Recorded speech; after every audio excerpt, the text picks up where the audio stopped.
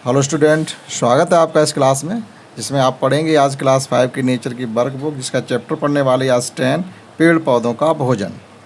यानी पेड़ पौधे अपना भोजन किस प्रकार से बनाते हैं और वो क्या कहे जाते हैं जैसा भोजन प्राप्त करते हैं, उस हिसाब से उनकी कैटेगराइज भी किया गया। वो सब आप इसमें पढ़ने वाले हैं। शुरू करते हैं फर्स्ट क्वेश्चन से कि नीचे दिए गए चार्ट को पूरा करना। जैसे पौधों में पोषण दो प्रकार से होता है, या तो स्वपोषी होगा या परपोषी होगा। अब स्वपोषी क्या होता है? स्वपोषी से मतलब होता है ऐसे पौधे जो अपना भोजन स्वयं बनाने में सक्षम हैं प्रकाश संश्लेषण के द्वारा, तो वो ही स्वपोषी कहे जाते हैं। अब इसमें हमारे चारों तरफ जो हरे रंग के मतलब प्लांट होंगे जिनकी पत्तियां हरी होती हैं, वो ही स्वपोषी होते हैं। हमारे चारों तरफ नीम है, आम है, पीपल है, बरगद है, पाकर है, घास है हरी, ये सब क्या है? ये सब स्वपोषी कहे जाते हैं क्योंकि अपना भोजन स्वयं बनाने में सक्षम होते हैं प्रकाश संश्लेषण की क्रिया के द्वारा। दूसरी कैटेगरी में आ जाते हैं परपोषी पौधे। अब परपोषी में भी चार भागों में परपोषी बटे होते हैं। परपोषी का मतलब ये होता है कि आप पोषण तो कर रहे हैं, पोषी का मतलब होता है पोषण कर देना यानी भोजन प्राप्त करना, लेकिन आपने किसका भोजन प्राप्त किया? पर मीन्स होता है पराया, किसी और का भोजन था और आपने उसको छीन लिया या कुछ भी कर लिया और आपने खा लिया, तो आप परपोषी की कैटेगरी में चले जाएंगे। तो ऐसे चार प्रकार के पौधे होते हैं: परजीवी, मृतोपजीवी, सहजीवी और कीटभक्षी। इनके सबके बारे में आप पढ़ेंगे। परजीवी का मतलब होता है जो दूसरे जीव जंतुओं का भोजन खा लेते हैं। मृतोपजीवी का मतलब होता है जो दूसरी मृत चीज़ों से अपना भोजन प्राप्त करते हैं। सहजीवी का मतलब होता है यहाँ पर एक दूसरा पौधा भी होगा, उसमें आपके दोनों की सहयोग होगा थोड़ा थोड़ा, तो वो सहजीवी कहे जाते हैं। कीटभक्षी को ऐसा होता है, कुछ पौधे ऐसे होते हैं छोटे छोटे कीट पतंगों का भी भक्षण करते हैं और वो प्रकाश संश्लेषण की क्रिया के द्वारा ही भोजन प्राप्त करते हैं। लेकिन कीट भक्षण इसमें इसलिए करना पड़ता है कि इनकी जगह ऐसी जगह पर होते हैं वहाँ से इनको नाइट्रोजन नहीं प्राप्त हो पाती है, तो अपने नाइट्रोजन की पूर्ति करने के लिए इन्हें कुछ छोटे छोटे कीट पतंगों को भी भोजन के रूप में कैप्चर करके खाना पड़ता है। तो यहाँ पर एक चार्ट ये इस प्रकार से दिया गया था और इसमें क्या ये परपोषी में भरना था, परजीवी मृतोपजीवी भरा था, यहाँ स्वपोषी भरना था जो अपना भोजन स्वयं बनाते हैं। जैसे हरे पेड़ पौधे स्वपोषी हो जाते हैं। परपोषी होते हैं चार कैटेगरी: परजीवी, मृतोपजीवी, सहजीवी और कीटभक्षी। ये खाली जगह थी, इसमें हमने भर दिया। सेकंड क्वेश्चन इसका है, जो जीव प्राकृतिक रूप से उपलब्ध सरल कच्चे पदार्थों का उपयोग करके अपना भोजन तैयार करते हैं, वे क्या कहलाते हैं? अब वो स्वपोषी कहे जाते हैं। देखो सरल लिखा हुआ है, यानी हमें वायुमंडल से ऑक्सीजन मिल जाती है, सूरज से सूरज का प्रकाश ऊष्मा के रूप में मिल जाता है और जड़ों के द्वारा खनिज लवण और पानी का अवशोषण कर लिया जाता है। ऐसे पौधे स्वपोषी कहे जाते हैं। अब परजीवी और मृतोपजीवी में अंतर लिखना है। तो परजीवी कौन से होते हैं? ऐसे पौधे जो अपने भोजन के लिए दूसरे जीवित पौधों पर और जीवित जंतुओं पर अपने भोजन के लिए निर्भर रहते वो परजीवी होते हैं। जैसे अभी अपने ऊपर आपको परजीवी, मृतोपजीवी, सहजीवी और कीटभक्षी बताया था, तो परजीवी में वो पेड़ पौधे आ जाते हैं जो जीवित चीज़ों से अपना भोजन प्राप्त करते हैं। ऐसे पौधे जो अपने भोजन के लिए दूसरे जीवित पौधों एवं जंतुओं पर निर्भर रहते हैं उन्हें परजीवी कहते हैं। जैसे इसके लिए आप उदाहरण तौर पर अमरवेल बता सकते हैं। अमरवेल अपना भोजन किसी मृत चीज़ से प्राप्त नहीं करती है, जिस चीज़ से प्राप्त करती है वो जीवित होगा पेड़, और भोजन प्राप्त करते करते हो सकता है उस पेड़ को ये एक बार सुखा दे फिर, क्योंकि लगातार जब बहुत ज़्यादा किसी पेड़ पर अमरवेल हो जाती है तो वह उससे अपना पोषण करती रहती है, फिर वह धीरे धीरे पौधा कमज़ोर होता जाता और एक दिन लास्ट में पौधा सपा सूख जाता है। तो अमरवेल जो है वो परजीवी की कैटेगरी में आ जाती है। मृतोपजीवी में क्या होता है? ये कुछ पौधे अपना भोजन स्वयं तो नहीं बनाते हैं, वे अपना भोजन मृत एवं सड़े गले पदार्थों से ग्रहण कर लेते हैं। कोई चीज़ मरी पड़ी है, सड़ रही है, उससे अपना भोजन प्राप्त करते हैं और दूसरे पदार्थों से प्राप्त करते हैं। इन्हें मृतोपजीवी कहा जाता है। ऐसी स्थिति में जो कैटेगरी जो ऐसे पौधा होगा वो क्या होता है? कुकुरमुत्ता होता है। कुकुरमुत्ता आपने देखा होगा जो सफ़ेद कलर का होता है, बारिश के सीजन में निकलता है। तो ये क्या करता है? ये सड़ी गली चीज़ों पर, कोई लकड़ी सड़ रही है, घूरा कूड़ा कहीं सड़ रहा है, वहाँ ये उगाते और उनसे अपना भोजन प्राप्त करते हैं। इसी प्रकार से चौथे क्वेश्चन में भी हमसे अंतर पूछा जा रहा है कि स्वपोषी और परपोषी कौन से होते हैं। स्वपोषी सभी प्रकार के हरे पेड़ पौधे जो अपना भोजन स्वयं बना लेते हैं प्रकाश संश्लेषण के द्वारा, वह स्वपोषी कहलाते हैं। अब परपोषी में क्या होता है, जो अपने भोजन के लिए अन्य पेड़ पौधों पर या जीवों पर आश्रित रहते उन्हें परपोषी कहा जाता है। निम्नलिखित में से किसकी अनुपस्थिति में पत्तियों में प्रकाश संश्लेषण नहीं होगा? देखिएगा, रक्षक कोशिकाएं, रिक्तिका कोशिकाओं के बीच के स्थान या क्लोरोफिल। अगर क्लोरोफिल नहीं है, ये तो सब चीज़ें हमेशा पत्ती में रहती हैं, अगर ये क्लोरोफिल किसी पत्ती में नहीं है यानी पत्ती हरे रंग की नहीं है तो उसमें प्रकाश संश्लेषण अर्थात फोटोसिंथेसिस की रिएक्शन नहीं होगी। निम्नलिखित विकल्प में से कौन सा कथन सही है? जैसे सभी हरे पौधे अपना भोजन स्वयं बनाते हैं, सही बात है। अधिकांश जानवर स्वपोषी होते हैं, कोई जानवर स्वपोषी नहीं होता। सभी जानवर अपने भोजन के लिए दूसरे हरे पेड़ पौधों या दूसरे जानवरों पर ही निर्भर होते हैं। प्रकाश संश्लेषण के लिए कार्बन डाइऑक्साइड की आवश्यकता नहीं होती है। बगैर कार्बन डाइऑक्साइड के पौधों में प्रकाश संश्लेषण की क्रिया नहीं हो सकती। प्रकाश संश्लेषण के दौरान ऑक्सीजन मुक्त होती, मुक्त का मतलब होता है निकलना। जब फोटोसिंथेसिस पत्तियों में होता है दिन के दौरान तो ऑक्सीजन निकलती है जो कि हम लोगों के लिए जीवनदायिनी वायु होती है। तो जो इसमें सही है वो का और घा सही है और शेष सभी कथन गलत है, का और घा। जब हम आवर्धक लेंस के माध्यम से पत्ती की निचली सतह का निरीक्षण करते हैं, आवर्धक लेंस मतलब किसी आप माइक्रोस्कोप के द्वारा देखेंगे, सूक्ष्मदर्शी होती है, उससे जब किसी पत्ती की निचली सतह देखें, दो सतह होती पत्ती की, एक ऊपर और एक नीचे की, तो हमें कई छोटे छोटे छिद्र दिखाई देते हैं। ऐसे उद्घाटनों के लिए निम्नलिखित में कौन सा, उद्घाटन से मतलब ऐसे जो छिद्र दिखाई देते हैं उनको क्या कहेंगे, वो ये पूछ रहे हैं। ऐसे उद्घाटनों के लिए निम्नलिखित में से कौन सा शब्द प्रयोग किया जाता था? इनको पर्णरंध्र कहते हैं। जो आपको दिखाई देगा जिन स्टोमेटा या पर्णरंध्र उनको कहा जाता है।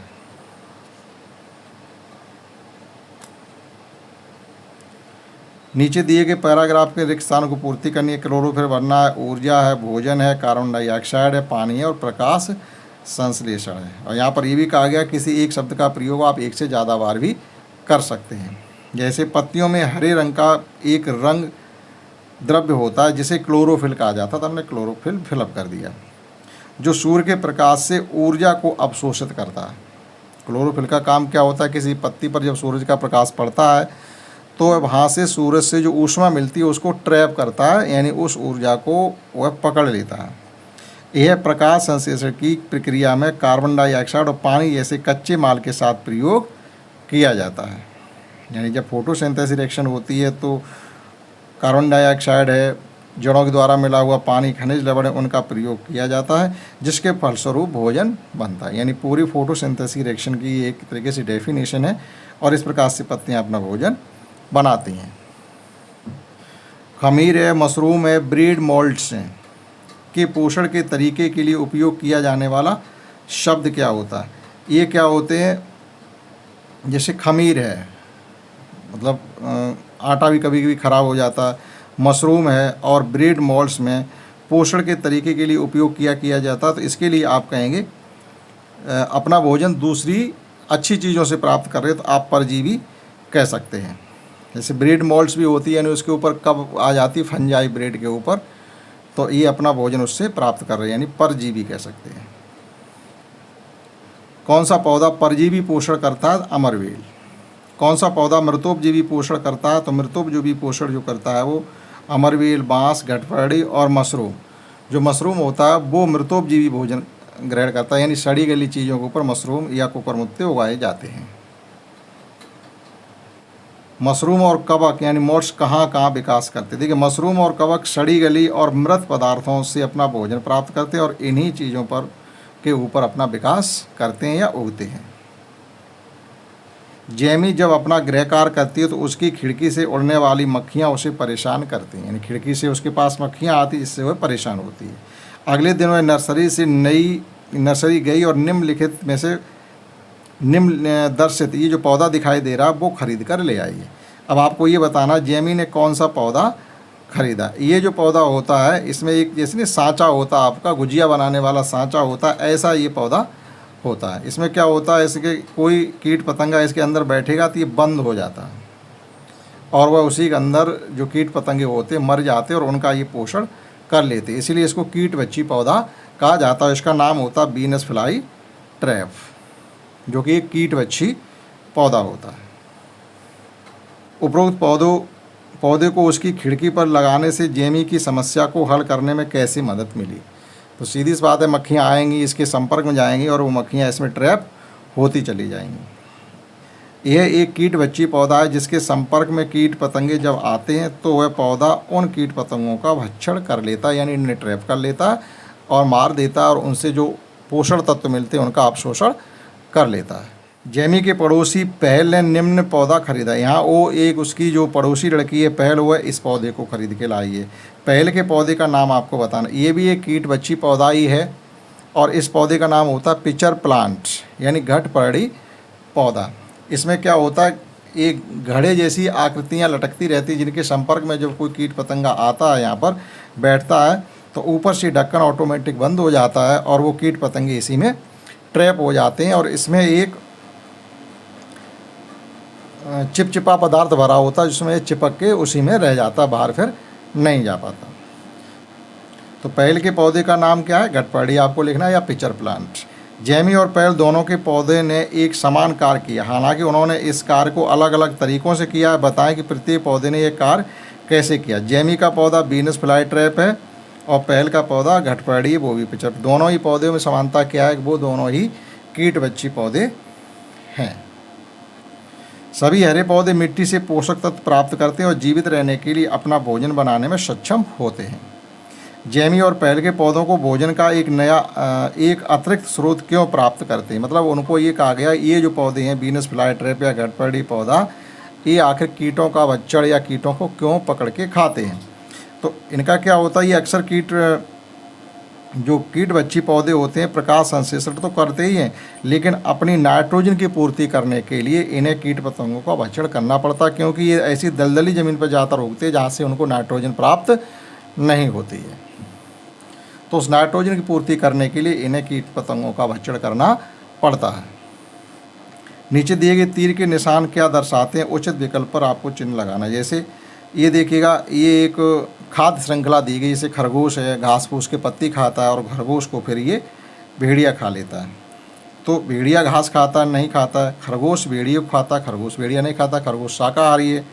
भेड़िया खरगोश को खाता है और खरगोश घास को खाता है। तो इसमें जो सा वाला है आप वो सही कर सकते हैं। नीचे दी गई खाद्य श्रृंखला में जीवों को दर्शाया गया, जैसे पेड़ पौधे, कीट पतंगे, और कीट पतंगों को पक्षी खा लेते हैं। इस खाद्य श्रृंखला के लिए ऊर्जा का स्रोत क्या है? देखो, ऊर्जा का स्रोत जो होता है वो सूर्य का प्रकाश ही होता है। सूर्य के प्रकाश से ऊर्जा आती है पेड़ पौधों में, पेड़ पौधों से जाती है ऊर्जा कीट पतंगों में, कीट पतंगों से ऊर्जा जो उनको पक्षी खाते हैं उनमें ऊर्जा ट्रांसफ़र होती है। तो जो ऊर्जा का स्रोत है वो इनका सबका सूर्य ही है। सूर्य से ऊर्जा पेड़ पौधों में आती है, वो ही धीरे धीरे करके एक एक करके सभी जीव जंतुओं में ट्रांसफ़र होती रहती है। तो आपको सूर्य पे टिक करना है। प्रखर किताब में पढ़ता है कि सभी प्राणियों और वनस्पतियों का भोजन सूर्य पर निर्भर करता है। इस वाक्य में आप कितना सहमत है? देखिए, बिल्कुल ही 100% आपको सहमति होनी चाहिए। जो भोजन हम प्राप्त करते हैं वो सब सूर्य से ही आता है। एक तरीके से सूर्य से मिलने वाली ऊर्जा को ही हम विभिन्न रूपों से प्राप्त करते हैं। पौधों में ऊर्जा जाती है, जो शाकाहारी है पौधों से उन शाकाहारी ऊर्जा पहुंचती है, और जो मांसाहारी है उन जो शाकाहारी, जैसे मान लीजिएगा कि बकरी ने, हिरन ने पेड़ पौधों खा लिया, हिरन को खा लेता है शेर, तो इस प्रकार से वही ऊर्जा शेर में ट्रांसफ़र हो जाती है। लेकिन मेन जो स्रोत था वो हमारा ऊर्जा का स्रोत था वो सूर्य ही था। जंगली बाघ है, भेड़िया है, शेर है, तेंदुआ जैसे जानवर पौधे नहीं खाते हैं। क्या इसका मतलब यह है कि पेड़ पौधों के बिना जीवित रह सकते हैं? क्या आप एक उपयुक्त स्पष्टीकरण प्रदान कर सकते हैं? अब इसमें कुछ मांसाहारी जानवरों के नाम दिए गए। ये कहा गया जब ये पेड़ पौधों से इनका कोई लेना देना नहीं है, तो पेड़ पौधे अगर ना हों तो क्या ये जीवित रह सकते हैं? ये बिल्कुल जीवित नहीं रह सकते। भले ही पेड़ पौधे नहीं हैं, लेकिन इनडायरेक्ट वे में, अप्रत्यक्ष रूप से जितने भी जंगली जानवर हैं जो मांसाहारी हैं वो पेड़ पौधों पर ही निर्भर हैं, क्योंकि वह उन जानवरों को खाते हैं जो अपने भोजन के लिए पेड़ पौधों पर निर्भर हैं। तो जब पेड़ पौधे नहीं रहेंगे तो पेड़ पौधों को खाने वाले दूसरे जानवर, शाकाहारी जानवर नहीं रहेंगे। जब शाकाहारी जानवर नहीं रहेंगे तो ये मांसाहारी जानवरों को भोजन कहाँ से मिलेगा? फिर पेड़ पौधों के अभाव में ये मांसाहारी जानवर भी अपने आप ही खत्म हो जाएंगे। नीचे दिए गए शब्दों में रिक्त स्थान की पूर्ति करनी मांसाहारी से, उत्पादक से, उपभोक्ता से और सर्वाहारी से। मांसाहारी मतलब जो मांस का भक्षण करते हैं, उत्पादक होते पेड़ पौधे, उपभोक्ता वो होते हैं जो पेड़ पौधों खाते हैं, और सर्वाहारी जो कुछ भी मिल जाए खा लेते हैं। जो उत्पादक के द्वारा बने हुए भोजन को ग्रहण करते हैं वो उपभोक्ता कहे जाते हैं। वो जो सूर्य के प्रकाश, पानी और कार्बन डाइऑक्साइड और खनिज लवणों का उपयोग करके अपना भोजन बनाते हैं वो उत्पादक कहे जाते हैं, यानी पेड़ पौधे। जो दूसरे प्राणियों का भोजन के रूप में उपयोग करते हैं वो मांसाहारी कहे जाते हैं। जो वनस्पति और दूसरे प्राणियों का भोजन के रूप में उपयोग करते हैं, यानी जो वनस्पति भी खा रहे हैं और कोई जानवर दूसरा मिल जाए उसे भी खा रहे हैं, तो वो सर्वाहारी कहे जाते हैं। जैसे कुत्ता, बिल्ली है, कुत्ता है, ये सब सर्वाहारी कहे जाते हैं। कौवा है पक्षियों में। नीचे दिया गया चित्र एक अधूरी खाद्य श्रृंखला को दर्शाता है। जैसे ये घास फूस है, इसे टिड्डा खाता है और टिड्डे को बंदर खाता है। यहाँ पर बंदर छपा हुआ है, और बंदर को कौन खा सकता है? खाद्य श्रृंखला में बंदर के बाद कौन आएगा, यानी बंदर को खाने वाला कौन आएगा? अब बंदर को राइनो तो खा नहीं सकता, ये एक तरीके से शाकाहारी है, पेड़ पौधों खाता। हिरन नहीं खाएगा, खरगोश नहीं खाएगा, तो बचेगा कौन? चीता। तो बंदर के बाद चीता आएगा। नीचे दी गई खाद्य श्रृंखला की सहायता से पूछे गए प्रश्नों के आंसर देने हैं। जैसे ये घास है, घास को टिड्डे ने खाया, टिड्डे को चिड़िया खा लेती है, चिड़िया को सांप खा लेता है और सांप को चील खा लेती है। तो ये एक खाद्य श्रृंखला दी गई है। अब इससे संबंधित सवालों के जवाब देने हैं कि उपरोक्त खाद्य श्रृंखला में उत्पादक कौन है? उत्पादक जो होते हैं वो हरी घास होती है या पेड़ पौधे, ये उत्पादक का काम करते हैं। शाकाहारी प्राणी कौन है? शाकाहारी प्राणी टिड्डा था। मांसाहारी प्राणी कौन है? मांसाहारी प्राणी में चील है, क्योंकि सांप अकेला हमेशा मांस ही नहीं खाता, सांप घास फूस भी खा लेता है, मतलब पत्ती वगैरह होगी उसको भी खा लेगा, दूध मिल जाए उससे भी पी लेगा, तो फिर प्योर मांसाहारी सांप नहीं हुआ। चील जो है वो मांसाहारी होती है, तो मांसाहारी में आप चील भरेंगे। खाद्य श्रृंखला में प्रथम उपभोक्ता कौन है? यानी हरी घास को खाने वाला प्रथम उपभोक्ता होता है, तो वो टिड्डा भरेंगे आप इसमें।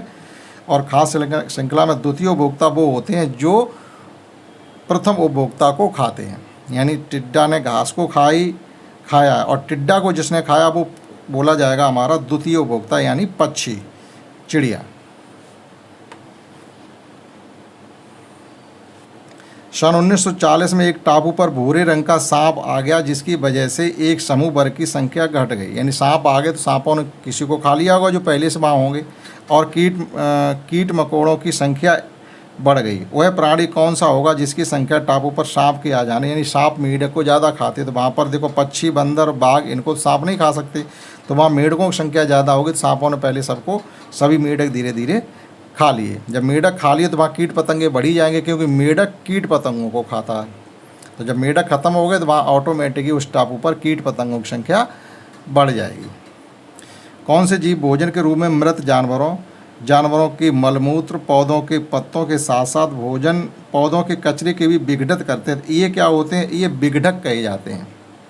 ये विघटक कहे जाते हैं, उपभोक्ता नहीं कहे जाते, उत्पादक नहीं कहे जाते, उपरोक्त सभी नहीं हो सकता। जो विघटक होते हैं यही सभी सड़ी गली चीज़ों को मिट्टी में मिलाते रहते हैं उन्हें कंज्यूम करके। और यहाँ पर एक खास श्रृंखला दी गई, जैसे हरी घास को खाने वाला टिड्डा है, खरगोश है और चूहा है। चूहे को खाने वाला सांप है और चील खा लेती है। चील छिपकली को भी खा लेती है, टिड्डे को भी खा लेती है और खरगोश को भी खा लेती है और सांप को भी खा लेती है, यानी सभी को खाने वाली कौन है? चील है। अब इससे संबंधित सवालों के जवाब देने हैं। चूहे को कौन खाता है? चूहे को देखो चील और सांप दोनों खाते हैं, आप उस चित्र में देख के भर सकते हैं। बाज क्या खाता? बाज इन सभी को खा रहा, छिपकली को, टिड्डा को, खरगोश को, चूहे को, सांप को, सभी को चील खा रही है, यानी बाज।